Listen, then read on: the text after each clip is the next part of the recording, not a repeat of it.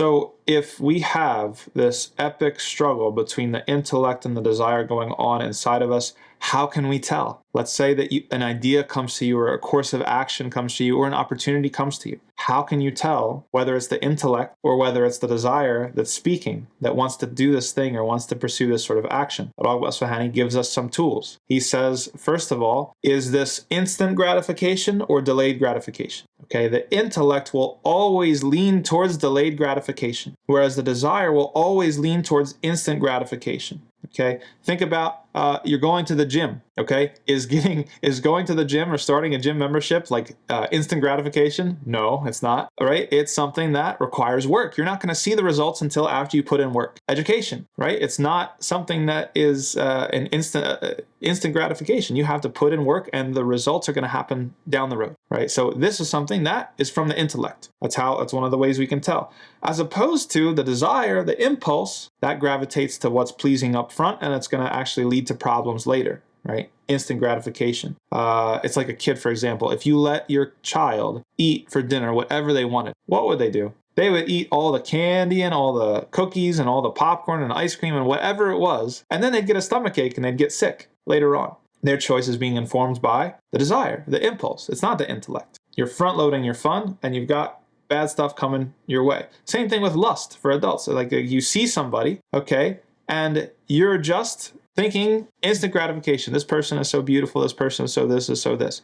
You're not thinking down the road. You're not thinking, well, is this person a good person, right? Are they, a grateful person? Are they a potential spouse for me? Are they someone who's going to be a good mother or father to my children? You're not thinking that far ahead. You're only thinking about the instant gratification, right? So that's from the nafs. That's from the desire. The second way is pros and cons, weighing pros and cons. How can we tell if something's coming from the intellect or something coming from the desire or from the nafs? If you're able to weigh pros and cons, you're able to say, well, this situation, this is good, this is good, this is good, but there's this drawback. That is from the intellect. Whereas the nafs or the desire can only see the pros. It can't see the cons. It will only think, this is delusion. This is why it's vanity. It's ghurura, right? We say love is blind. You see this thing, you see this person, you see this thing that you want. It's that you can only imagine the good things. You can't anticipate that there could ever be anything wrong, which is why you end up regretting, because once you get down the road and you realize that everything's always a mixed bag, it's like, oh, I didn't even see this coming. I didn't see this coming because you were led by your desire, not by your intellect. The third way is that what the intellect gravitates towards is going to become stronger with istikhara and istishara. So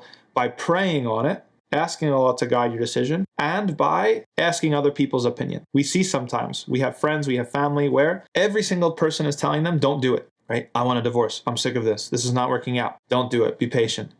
Goes to the sister. Don't do it. Goes to the father. Don't do it. Everybody's telling him, don't do it. Person's stubborn. Nope. This is it. I want to do it. It doesn't have to be divorce. It could be staying in a marriage. It could be anything, right? But the point is that everybody's telling you not to do it. And not just everybody, but good people who are trustworthy. Okay, it's probably a sign that you're being led by your desire and not by your intellect. And then finally, the last tool, the fourth tool that al-Raghib al-Isfahani gives us is proof. He says that if the intellect wants to do something, it will look for proof, right? Even if that proof is just, well, I saw that so-and-so did this thing and actually it turned out really good, right? Whereas the desire doesn't want to see proof. It's not going to make decisions based off of proof.